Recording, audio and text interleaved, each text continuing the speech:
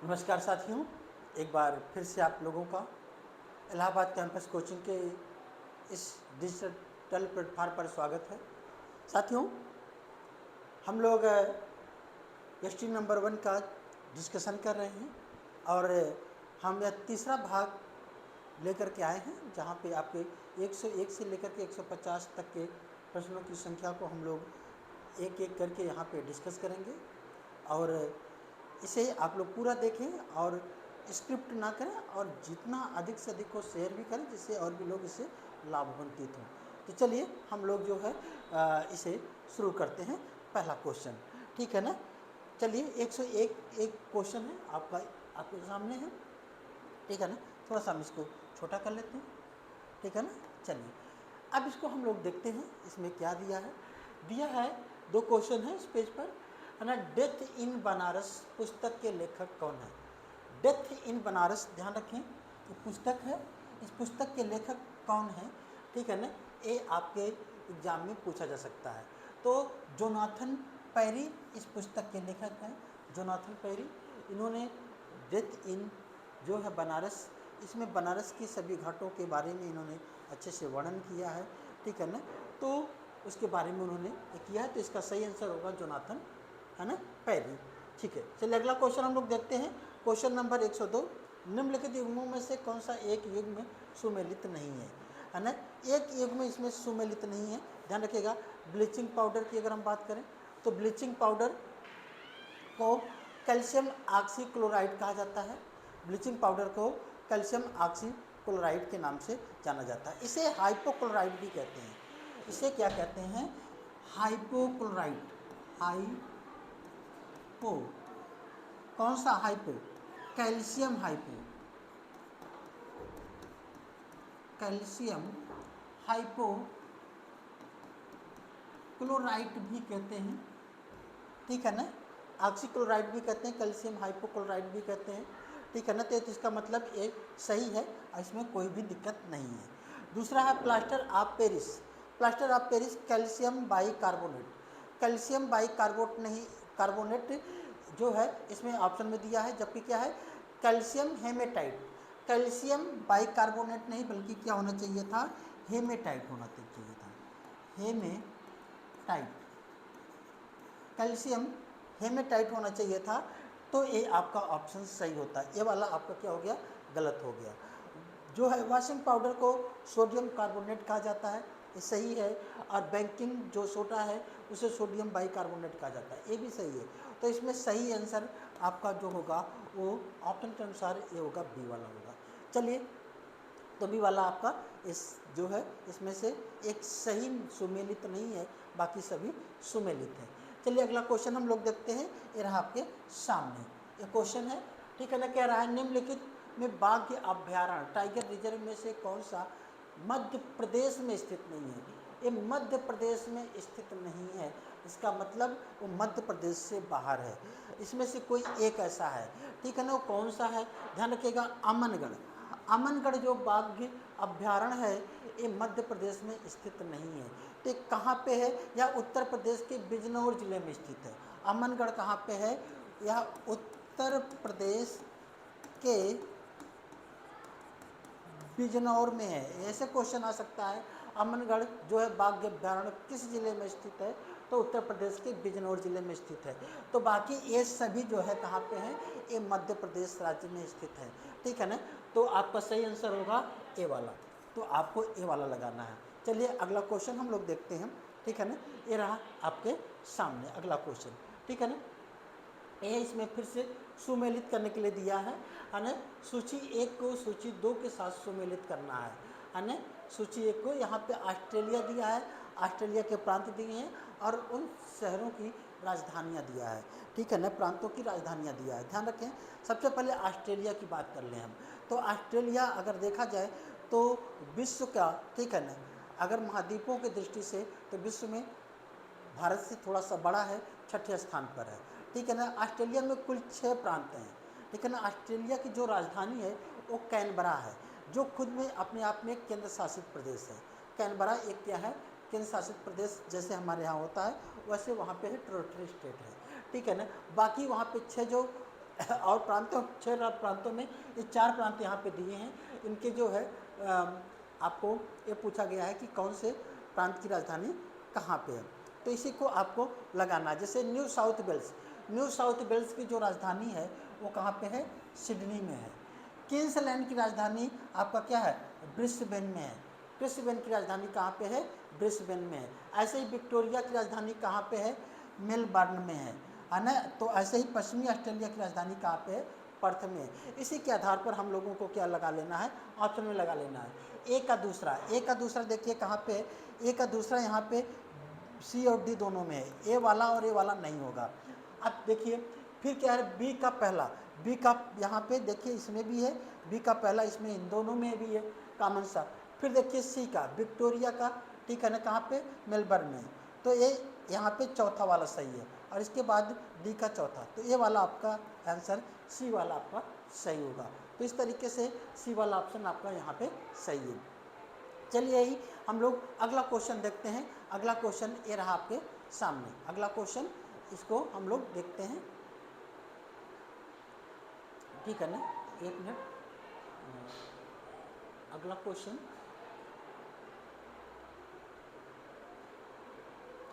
ये आपके सामने है, ठीक है ना। चलिए ये अगला क्वेश्चन है, ठीक है ना।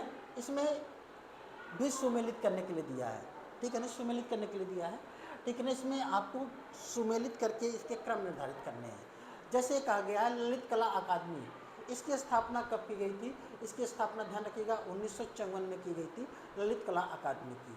फिर संगीत नाटक अकादमी, इसकी स्थापना 1952, ध्यान रखिएगा, एक वास्तव में 1953 में स्थापित हुआ था, ठीक है ना।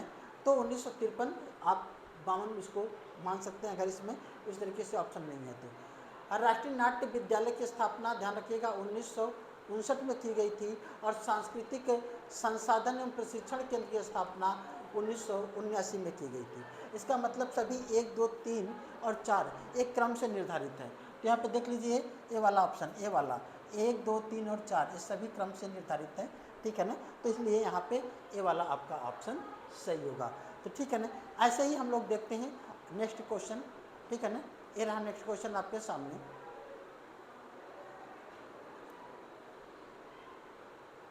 ये अगला क्वेश्चन है, अगला क्वेश्चन है ये आपके सामने, ठीक है ना। देखिएगा निम्नलिखित में से कौन सा कोयला आधारित बिजली संयंत्र उत्तर प्रदेश में स्थित है। उत्तर प्रदेश में स्थित की बात कर रहा है, ठीक है ना। एक कोयला आधारित, ठीक है ना, ये जो है बिजली या विद्युत संयंत्र हैं जो उत्तर प्रदेश में स्थित हैं। वे कौन कौन से उत्तर प्रदेश में, ध्यान रखें। ये जो डाली पाली है ये कहाँ पे है, ये आपके राजस्थान में बेटा, कहाँ पे है, राजस्थान में। तो ये राजस्थान में ये हो गया सिगरौली। फिर दूसरा है दादरी, दादरी ध्यान रखिएगा, ये गौतम बुद्ध नगर, ये कहाँ पे है, ये गौतम बुद्ध नगर, ठीक है ना, गौतम बुद्ध नगर, ठीक है ना। इसकी जो जिला मुख्यालय है नोएडा है, ठीक है ना। और तीसरा है आपका सिगरौली, सिगरौली ध्यान रखिएगा, सिगरौली मध्य प्रदेश का एक जिला है, मध्य प्रदेश का सिगरौली एक जिला है। लेकिन इसके कुछ संयंत्र जो है, ठीक है ना, विद्युत संयंत्र, ये उत्तर प्रदेश के सोनभद्र में भी इसके विस्तार मिलते हैं। तो ये दोनों एकदम बाउंड्री पे लगा हुआ है, लेकिन ये मुख्य रूप से उत्तर प्रदेश में सिगरौली नहीं है, ठीक है ना। कहाँ का है, मध्य प्रदेश का। फिर है विंध्याचल, विंध्याचल भी ध्यान रखिएगा ये उत्तर प्रदेश का जिला है।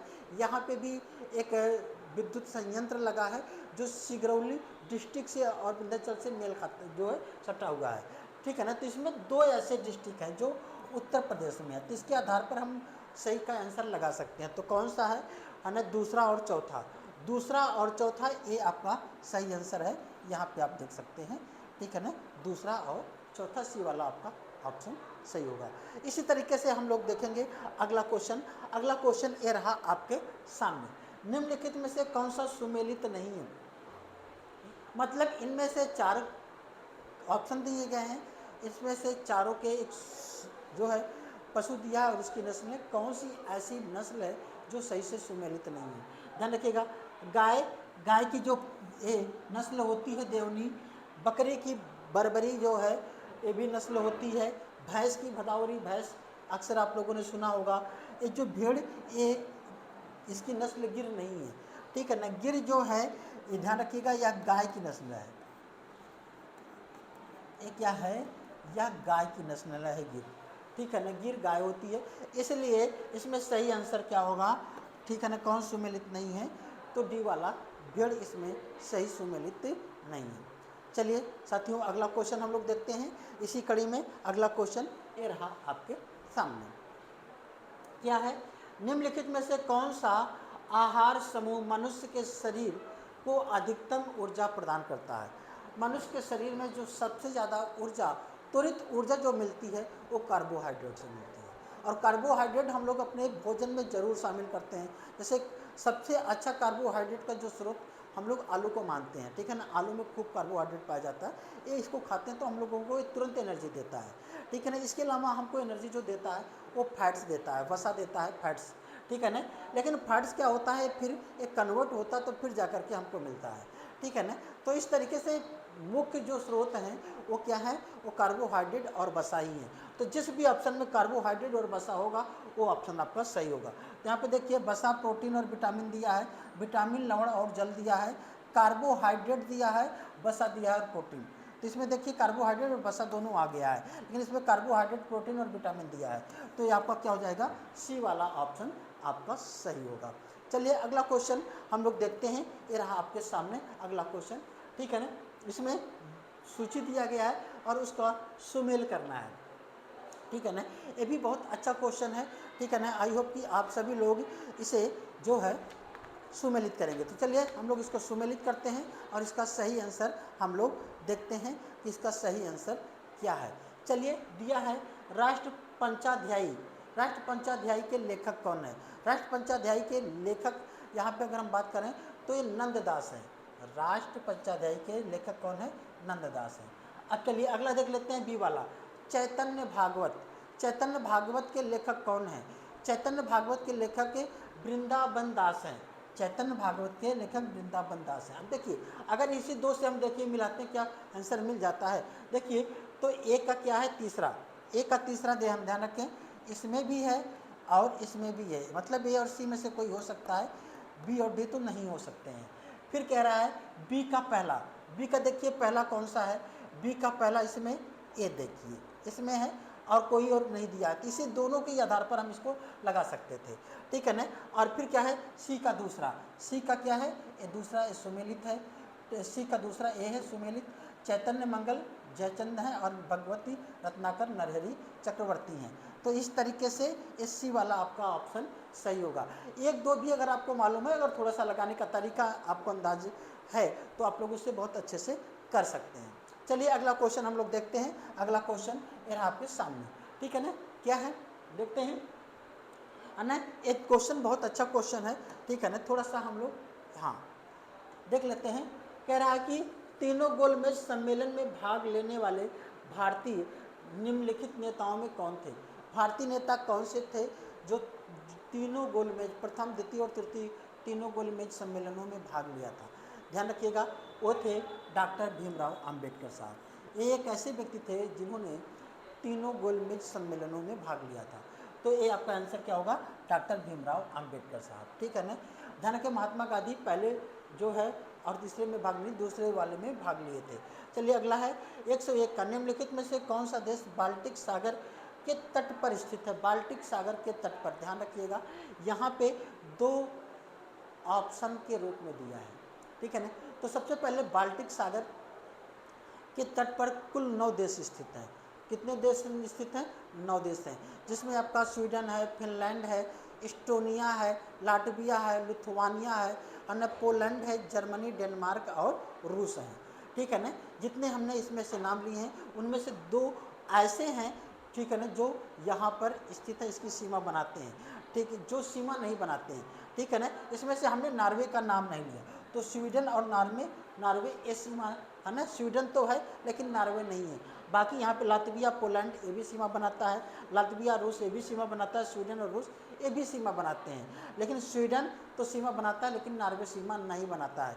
तो इसके अनुसार पे सही आंसर क्या होगा, डी वाला आपका सही आंसर होगा, ठीक है ना। इसी तरीके से हम लोग अगला क्वेश्चन देखेंगे और अगला क्वेश्चन ये रहा आपके सामने, ठीक है ना। क्या कह रहा है, निम्नलिखित में से कौन सा एक स्थलीय पारिस्थितिकी तंत्र का उपभाग नहीं है ना?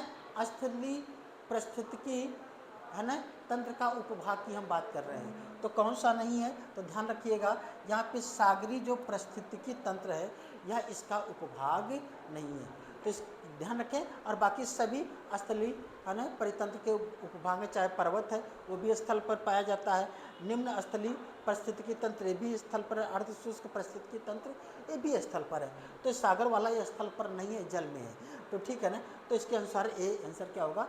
बी वाला आपके सही होगा। चलिए ऐसे ही हम लोग देखते हैं अगला क्वेश्चन। अगला क्वेश्चन ये रहा आपके सामने। अगला क्वेश्चन क्या है? ध्यान रखेंगे कि 113 है, ये हिमालय में त्रिशूल त्रिय शिखर है ना के संदर्भ में निम्नलिखित में से कौन सा एक कथन सही नहीं है ना? त्रिशूल त्रिय शिखर के बारे में यहाँ पे बातें कर रहा है, तो ये ध्यान रखें, यह उत्तराखंड के क्या दे रहा है? यह उत्तराखंड के बागेश्वर जिले में स्थित है। जी हाँ, यह उत्तराखंड के बागेश्वर जिले में स्थित है, ठीक है ना, ये तो सही हो गया। दूसरा है, यह चोटी 7500 मीटर से भी अधिक ऊंची है। जी नहीं, यह चोटी 7100 मीटर ही ऊंचाई इसकी है, तो 7500 मीटर से ऊंची तो है ही नहीं है, तो ये वाला क्या हो गया? गलत हो गया। इस आधार पर आपका जो सही आंसर होगा वह क्या होगा? ए वाला आंसर सही होगा, इसलिए सही आंसर क्या है? ए। चलिए ऐसे ही हम लोग अगला क्वेश्चन देखते हैं। अगला क्वेश्चन आपके सामने ए रहा, ठीक है ना। अगला क्वेश्चन है, ठीक है ना, इस तरीके से हम लोग देखते हैं आपके सामने। अगला क्वेश्चन ए है, भारत के संविधान के भाग 9 में निम्नलिखित क्षेत्र में स्थानीय स्वशासन की इकाइयों का संवैधानिक आधार प्रदान किया है ना। ध्यान रखें, भाग 9 ए कह रहा है, भाग 9 में पंचायत है, ठीक है ना, और 9 ए में क्या है? नगर पंचायत है, ठीक है ना, तो शहरी क्षेत्र को शामिल करता है भाग 9, ठीक है ना, ग्रामीण क्षेत्र को, पंचायत को, और यहाँ पे भाग 2 क्या है? 9 का क्या है? शहरी क्षेत्र को यहाँ पे सम्मिलित करता है, तो इसलिए इसमें केवल 2 है। इस आधार पर सही उत्तर का चयन करके हम देखेंगे तो केवल 2 वाला आपका ऑप्शन सही होगा। चलिए अगला क्वेश्चन हम लोग देखते हैं। ये रहा आपके सामने ये जो क्वेश्चन है ये दे रहा है, निम्नलिखित में से कौन सा एक जो डीजल पौधा है? आप लोगों ने हमेशा पढ़ा होगा, बहुत से जो है बार बार एक क्वेश्चन पूछा जाता है, जेड्रोफा को बायो डीजल के नाम से भी संबोधित किया जाता है, तो सही आंसर क्या होगा?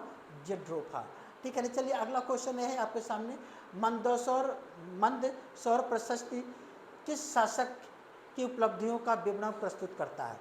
ध्यान रखिएगा, मंदसौर प्रशस्ति, ठीक है ना, मंदसौर प्रशस्ति के बारे में पूछा गया है, तो किस शासक की उपलब्धियों के बारे में सबसे ज़्यादा ये जो बात करता है वो शिववर्मन के बारे में बात करता है। शिववर्मन है, यशोवर्मन के बारे में बात करता है, और फिर हर्षवर्धन के बारे में बात करता है, और फिर इसमें दिया है कुमारगुप्त के भी बारे में बात करता है, तो ठीक है ना। तो ये क्या है? सबसे पहले आपको ध्यान रखना, सबसे ज़्यादा जो फोकस किया है वह यशोवर्मन है, फिर हर्षवर्धन, सबसे ज़्यादा फोकस यशोवर्मन वर्मन, फिर दूसरे स्थान पर हर्षवर्धन, और फिर इसमें कुमारगुप्त भी हैं, इनके बारे में जानकारी देता है, बाकी लोगों के बारे में जानकारी नहीं देता, तो इस आधार पर आपका आंसर क्या होगा? डी वाला सही होगा, ठीक है ना। चलिए अगला क्वेश्चन हम लोग देखते हैं। ये रहा आपके सामने, अच्छे से आप लोग क्वेश्चन को पढ़िए और सॉल्व करते रहिए, और लोगों को बीच में इसको शेयर भी करते रहिए, ठीक है ना। चलिए अगर आपको वीडियो अच्छा लग रहा है तो आप ज़रूर इसको शेयर करें, ठीक है ना। चलिए अगला क्वेश्चन है, पार्वती अरंगा रामसर स्थल के संदर्भ में निम्नलिखित में से कौन सा कथन सही नहीं है? पार्वती अरंगा के बारे में हम लोग बात कर रहे हैं, ठीक है ना। यह उत्तर प्रदेश के गोंडा जिले में स्थित है। जी हाँ, यह उत्तर प्रदेश के गोंडा जिले में स्थित है, ये तो कथन आपका सही हो गया। दूसरा क्या है कथन? ठीक है ना, कह रहा है यह एक पक्षी अभ्यारण्य है। जी हाँ, यह एक पक्षी अभ्यारण्य स्थल है, तो इस तरीके से दोनों सही हैं, तो इसमें सही आंसर क्या होगा? सी वाला है ना, 1 और 2 दोनों इसमें ऑप्शन में सही है।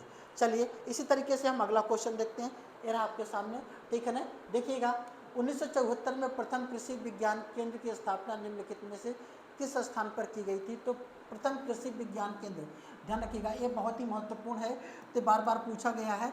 तो पुडुचेरी में की गई थी। तो पुडुचेरी एक केंद्र शासित प्रदेश है, तो ध्यान रखिएगा यहाँ पे की गई थी, तो पुडुचेरी, इसको ध्यान रखिएगा। अगला क्वेश्चन इसी में है, समुद्री चक्रवाती तूफान तौकाते किस सागर में उत्पन्न हुआ है? तो इस सही ऑप्शन तो होगा अरब सागर। कौन होगा? अरब सागर। ये 2021 में यह तूफान आया था, और इसका नामकरण किसने किया था? नामकरण की बात करें तो म्यांमार ने इसका नामकरण किया था, है ना, म्यांमार ने इसका क्या किया था? नामकरण किया था। तो ध्यान रखिएगा तौकाते है ना जो है, तो अरब सागर में ये आया हुआ एक विशाल का है 2021 में यह जो है तूफान आया हुआ था। चलिए अगला क्वेश्चन हम लोग देखते हैं, ये रहा आपके सामने। निम्नलिखित में से कौन सा एक नदी बेसिन क्षेत्रफल में सबसे बड़ा है ना? क्षेत्रफल में बड़ा, ठीक है ना। ध्यान रखिएगा गोदावरी, गोदावरी नदी आपकी यहाँ पे दिया होगा ऑप्शन में, है ना, सॉरी गोदावरी नहीं, महानदी। एक कौन है? महानदी। महानदी का जो बेसिन क्षेत्र है दक्षिण भारत में सबसे ज़्यादा है। इन नदियों में पूछ रहा है तो इन नदियों में कावेरी, नर्मदा, ताप्ती और महानदी में सबसे ज़्यादा महानदी का है, ठीक है ना। चलिए उत्तर प्रदेश, अगला क्वेश्चन है, उत्तर प्रदेश में उत्तर प्रदेश कृषि विविधीकरण परियोजना कब प्रायोजित की गई? किसके द्वारा प्रायोजित की गई? तो उत्तर प्रदेश सरकार के द्वारा प्रायोजित की गई है।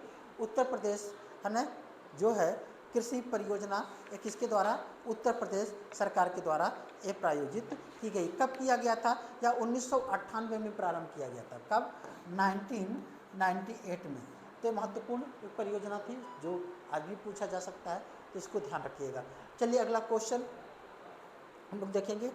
अगला क्वेश्चन ये रहा आपके सामने, क्या है? उत्तर प्रदेश में कृषक समृद्धि आयोग की स्थापना निम्नलिखित में से किस वर्ष की गई थी? कृषक आयोग की यहाँ पे बात किया जा रहा है, तो कृषक आयोग उत्तर प्रदेश में कब बनाया गया था? ध्यान रखिएगा कृषक समृद्धि आयोग ये उत्तर प्रदेश की बात कर रहा है, तो 2017 में है ना ये बनाया गया था, कृषक आयोग का गठन किया गया था। चलिए आगे देख लेते हैं, निम्नलिखित में से कौन सा लौह इस्पात संयंत्र नदी तट पर स्थित नहीं है?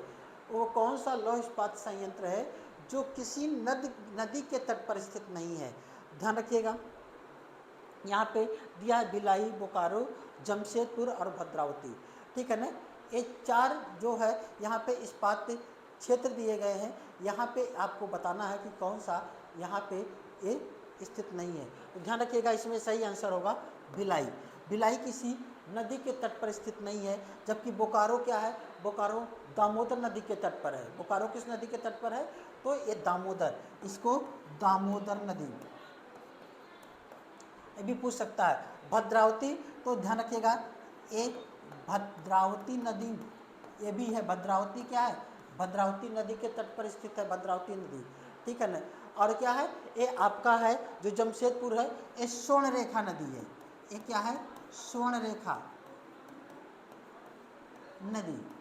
ये ध्यान रखें, ये सभी जो है जो विद्युत ये जो संयंत्र हैं यहीं से पानी का प्रयोग करते हैं अपने संयंत्र को चलाने के लिए। तो भाई पानी का प्रयोग का तो इसको भी तो चाहिए, भिलाई वाले को, तो इसको कहाँ से मिलता है? तो वहाँ पे एक तांदुला एक जलाशय है, ठीक है ना, इससे ये पानी प्राप्त करता है। एक तांजुला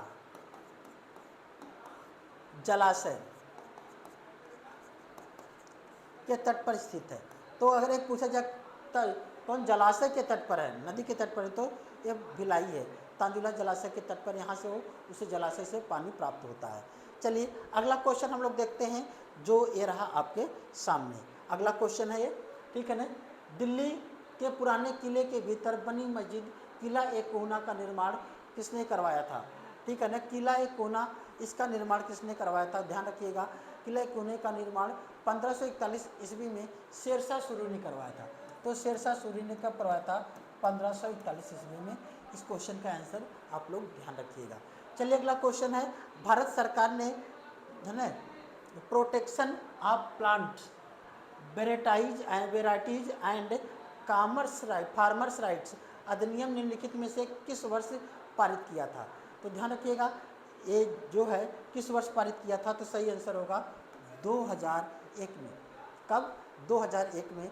ये आपका आंसर सही होगा, इसको आप लोग सही कर लीजिए।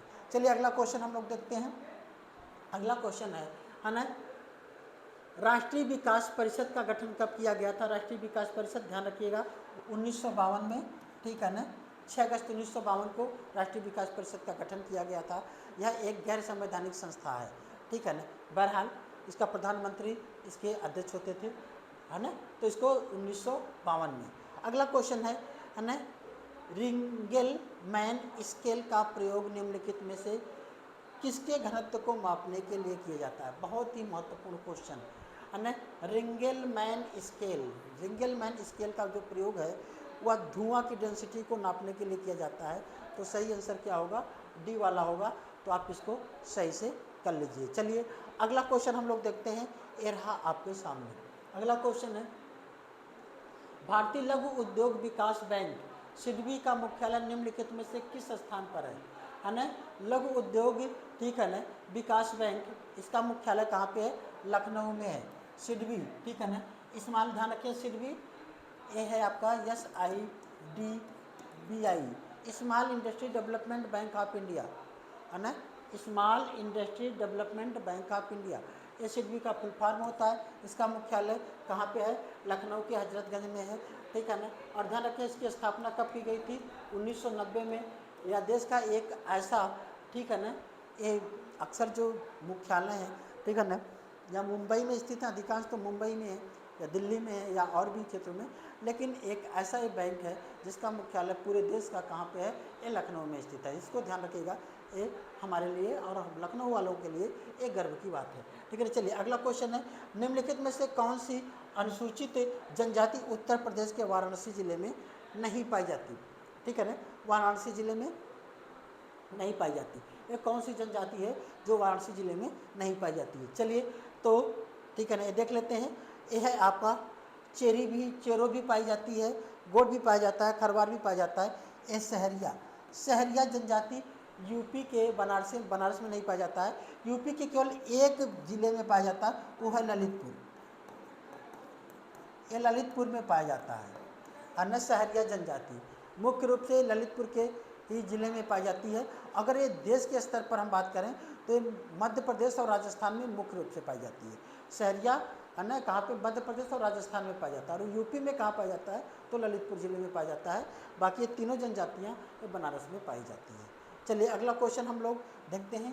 ये रहा आपके सामने। अगला क्वेश्चन है, गंगा नदी उत्तर प्रदेश में किस जनपद में प्रवेश करती है? ठीक है ना, उत्तर प्रदेश में किस जनपद, कहाँ से प्रवेश करती है? तो बिजनौर से प्रवेश करती है। और निकलती कहाँ से है? निकलती है बलिया से। कहाँ से? बलिया से निकलती है गंगा नदी।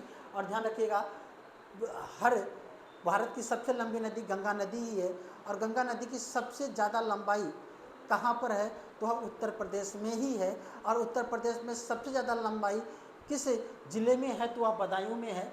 बदायूं में, ध्यान रखें, गंगा नदी की लंबाई सबसे ज़्यादा बदायूं जिले में है ना। और उसके बाद कहाँ से प्रवेश करती? बिजनौर से। और निकलती कहाँ पे है? तो बलिया से। तो इसका सही आंसर क्या होगा? ठीक है ना, इसका सही आंसर होगा आपका बिजनौर। ठीक है ना, ये आपका हमने सही कर दिया। चलिए अगला क्वेश्चन हम लोग देखते हैं। ये रहा आपके सामने अगला क्वेश्चन। दो क्वेश्चन इसमें। संविधान के निम्नलिखित अनुच्छेद के अंतर्गत संसद के दोनों सदनों की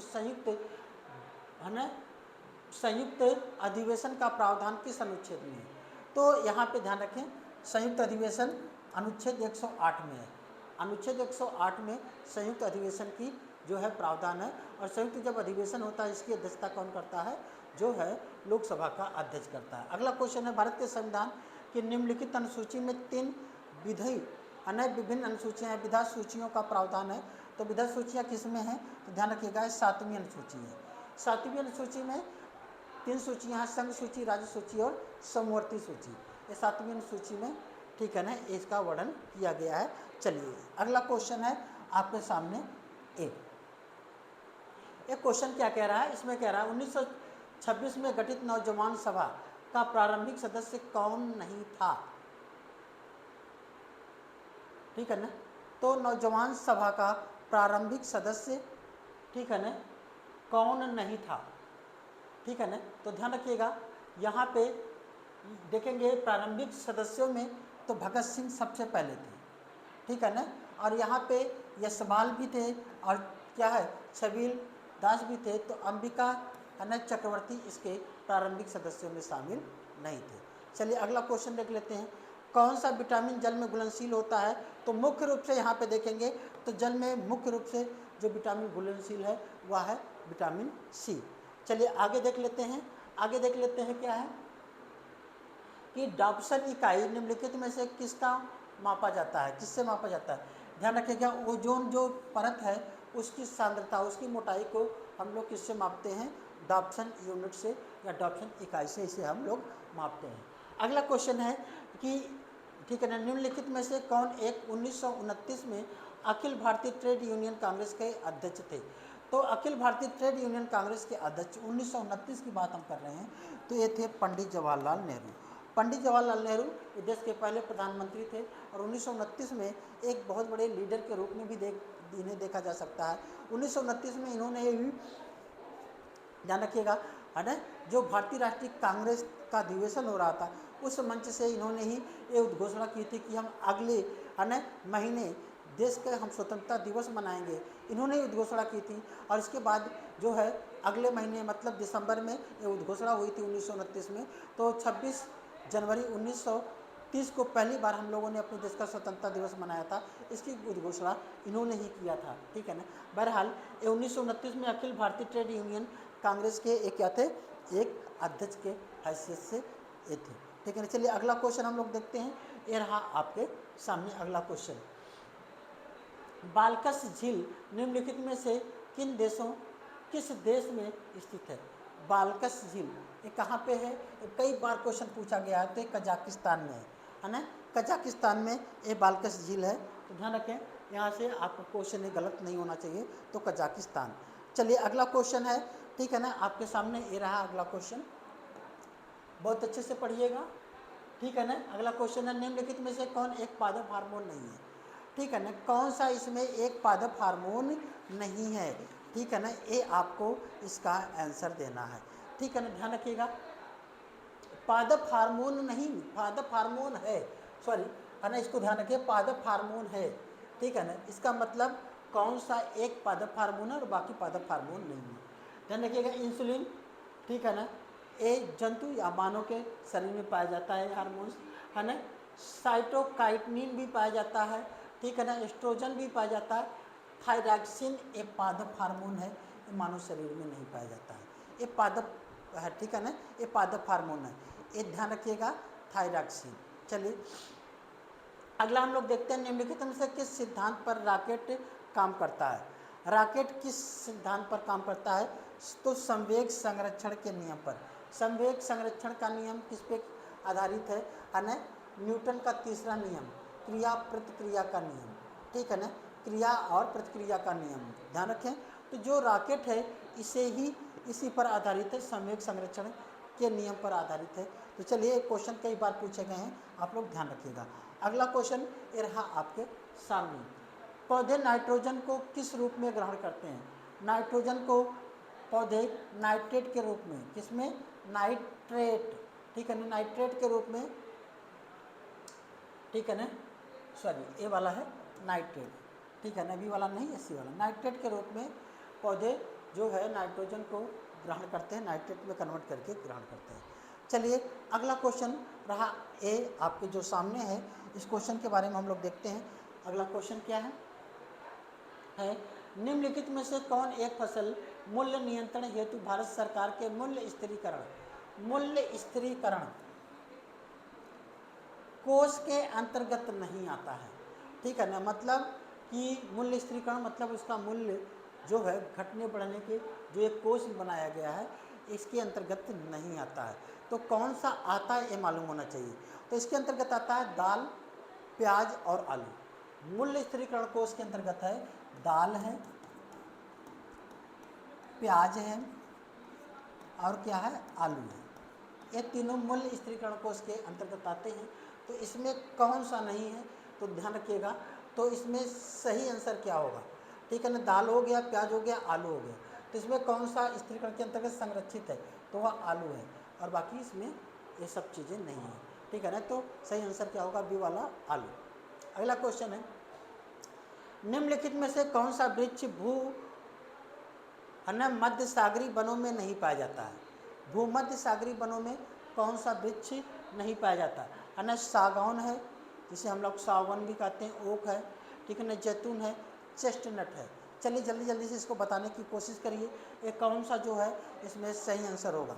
ठीक है ना, सही आंसर कौन सा होगा? ठीक है ना, सही आंसर इसमें ध्यान रखिएगा जैतून। चलिए अगला क्वेश्चन हम लोग देखते हैं, है ना, अगला क्वेश्चन कौन सा सही है। अगला क्वेश्चन है, निम्नलिखित में कौन सा रामसर आर्द्रभूमि स्थल भारत के किसी राज्य में स्थित है? ठीक है ना, तो किसी राज्य में स्थित है तो कौन सा है? ध्यान रखिएगा, राज्य में बात हम कर रहे हैं। तो तेसो मोमोरी झील ये कहाँ पे है? लद्दाख में है। तेसो मोमोरी झील कहाँ पे है? लद्दाख में, ये है लद्दाख। ठीक है ना, हेकारा आर्द्रभूमि, ठीक है ना, इसके बारे में अगर हम बात करें, ये कहाँ पे है हेकारा आर्द्रभूमि? ठीक है ना, तो ध्यान रखिएगा, हेकारा जो आर्द्रभूमि है, ठीक है ना, और ये बुलर झील है, ये आपका ये भी है जम्मू कश्मीर में है, जम्मू कश्मीर। ये बुलर झील ये जम्मू कश्मीर, ठीक है ना, और ये कहाँ पे है? इंदिरा है ना पॉइंट है ना कैले मरे वन्यजीव पक्षी अभ्यारण्य कहाँ पे है? ये है तमिलनाडु में है। तो ये पूछ रहा है केंद्र शासित प्रदेश, लद्दाख का और जम्मू कश्मीर एक केंद्र शासित प्रदेश है, तो राज्य में स्थित है ना, किसी राज्य में स्थित है, तो कौन होगा? एसी वाला ऑप्शन आपका सही होगा, है ना, तो इसको आपको ध्यान रखना। चलिए इसी तरीके से हम लोग देखते हैं अगला क्वेश्चन, ये रहा आपके सामने। अगला क्वेश्चन है, यदि किसी समय राष्ट्रपति एवं उपराष्ट्रपति दोनों का पद रिक्त हो जाए तब राष्ट्रपति के कार्य का निर्वहन कौन करेगा? राष्ट्रपति का कार्य कौन करेगा? ठीक है ना, ध्यान रखिएगा, राष्ट्रपति के कार्यों का निर्वहन अगर राष्ट्रपति नहीं है तो उपराष्ट्रपति करता है, और उपराष्ट्रपति नहीं होगा तो क्या होगा? भारत का जो प्रधान न्यायाधीश होगा, मुख्य न्यायाधीश। तो इस तरीके से आपका ऑप्शन बी वाला सही होगा। चलिए अगला क्वेश्चन ये रहा आपके सामने। अगला क्वेश्चन है, ठीक है ना, मकड़ियों द्वारा उत्पादित रेशम क्या कहलाता है? उत्पादियों, ठीक है ना, ये बहुत ही महत्वपूर्ण क्वेश्चन है जो आपके एग्जाम में कई बार पूछे गए हैं और ये पूछा फिर जा सकता है। मकड़ियों के द्वारा उत्पादित रेशम को क्या कहा जाता है? तो क्या कहा जाता है ना? गोसामर रेशम। क्या कहते हैं? गोसामर रेशम। ध्यान रखिएगा, गोसामर रेशम ये मकड़ियों के द्वारा उत्पादित रेशम को कहा जाता है। चलिए ये टसर रेशम कहाँ है? ध्यान रखिए, टसर रेशम ये झारखंड, छत्तीसगढ़, अन्य मध्य प्रदेश और महाराष्ट्र क्षेत्रों में पाया जाता है टसर रेशम। ठीक है ना, ये भी भारत में पाया जाता है। मूगा रेशम, ध्यान रखिएगा, मूगा रेशम की एक क्या विशेषता है? यह केवल भारत में पाया जाता है। मूगा रेशम यह केवल भारत में पाया जाता है, ये विश्व के अन्य किसी देश में मूगा रेशम नहीं पाया जाता है। अहिंसा रेशम किसे कहते हैं? ध्यान रखिएगा, एक इरी रेशम है, इरी रेशम। इरी रेशम को अहिंसा रेशम के नाम से भी जाना जाता है। दरअसल में इसमें, ठीक है ना, जब इसके जो इसमें जो इसको रेशम को बनाने वाले जो वो होते हैं, सहतूत होते हैं, जब वो पूरे रूप से परिपक्व हो जाते हैं, बाहर निकल जाते हैं, तब जा करके इस रेशम का निर्माण किया जाता है। उसमें किसी की जीव की हत्या नहीं होती है, तो इसलिए इसे अहिंसा रेशम के नाम से भी संबोधित करते हैं। चलिए अगला क्वेश्चन ये रहा आपके सामने, क्या है? निम्नलिखित, चलिए थोड़ा सा हम इसको क्रॉप कर लेते हैं, थोड़ा सा ये आपको विजिबिलिटी के आ जाए। ठीक है, लिखा है, निम्नलिखित में घटनाओं पर विचार कीजिए और उनके काल क्रमानुसार व्यवस्थित कीजिए। ठीक है ना, आपको इन्हें घटनाओं को देखना है और उनके कालक्रम के आधार पर क्या करना है? व्यवस्थित करना है। जैसे आपका प्रोजेक्ट टाइगर कब शुरू किया गया था? तो ये ध्यान रखिएगा 1992 में शुरू किया गया था। प्रोजेक्ट टाइगर की शुरुआत कब हुई थी? 1992 में। ऐसे ही जैव विविधता अधिनियम कब बना था? 2002 में। एक कब बना था? 2002 में जैव विविधता अधिनियम।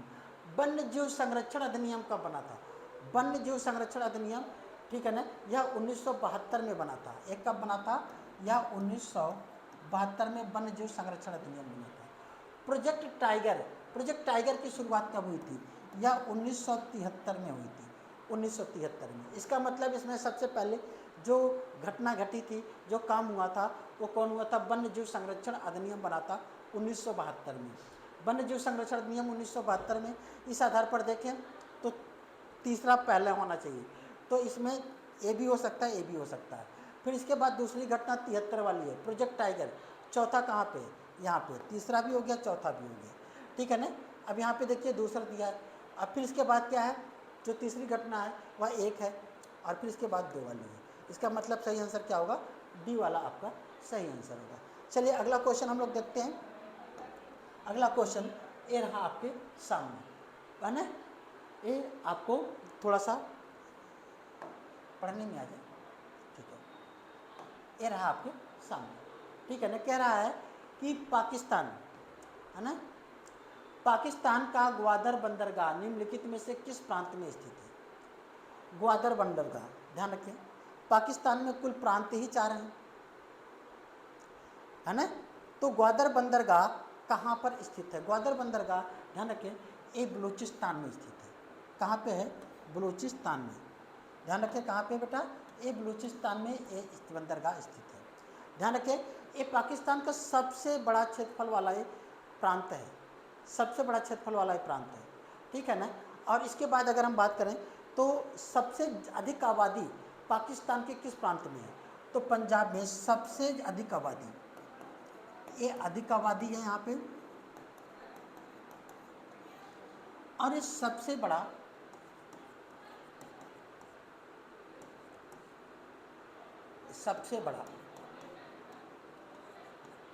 राज्य है या प्रांत है ना, किसके? क्षेत्रफल की दृष्टि से, क्षेत्रफल की दृष्टि से सबसे बड़ा है, ठीक है ना। सिंध भी है और खैबर पख, है ना, पख्तूनख्वा, ये भी आपका जो है ये पाकिस्तान का एक प्रांत है। तो चलिए अगला क्वेश्चन, जो लास्ट क्वेश्चन भी है, हम लोग इसको देखते हैं, है ना। एक क्वेश्चन ये रहा आपके सामने, 150वां क्वेश्चन है। 1857 में डेविड हेयर द्वारा प्रसिद्ध हिंदू कॉलेज की स्थापना की गई थी। कहाँ पे की गई थी? तो कलकत्ता में की गई थी, कलकत्ता में की गई थी। और ध्यान रखिएगा, इसी को बाद में, ठीक है ना, बाद में इस कॉलेज को प्रेसिडेंसी कॉलेज भी कहा गया, प्रेसिडेंसी कॉलेज भी कहा गया। क्या कहा गया? Presidency college. तो ध्यान रखिएगा। तो ये रहा आपके 150 क्वेश्चन। हम लोगों ने इस तरीके से पूरे क्वेश्चन को डिस्कस किया। आप सभी लोग इसका पूरा का पूरा फ़ायदा लीजिए। और साथियों, एक चीज़ आपसे कहना ज़रूर चाहेंगे कि अगर आप लोगों को अगर ये वीडियो पसंद आता है तो आप अधिक से अधिक शेयर करें। और हमारा जो टेस्ट सीरीज जो हम लोगों ने, है ना, शुरू किया है, उसको शामिल करें। बहुत ज़्यादा कास्ट भी नहीं है, केवल 1200 रुपये मात्र, है ना। और उसमें आपको 25 टेस्ट सीरीज मिल रहे हैं, जिसमें 15 जीएस के होंगे और 10 सीसेट के होंगे। ऐसे ही हम लोग डिस्कस करते हुए उसको कंप्लीट करेंगे। तो चलिए, है ना, अब आज की क्लास यहीं तक, हम लोग यहीं तक हम डिस्कस करेंगे, फिर हम लोग नए डिस्कस में मिलते हैं। थैंक यू वेरी मच, है ना। आप लोग हमारे चैनल को सब्सक्राइब करिए और अधिक से अधिक लाइक करिए और लोगों को शेयर ज़रूर करें। Thank you very much.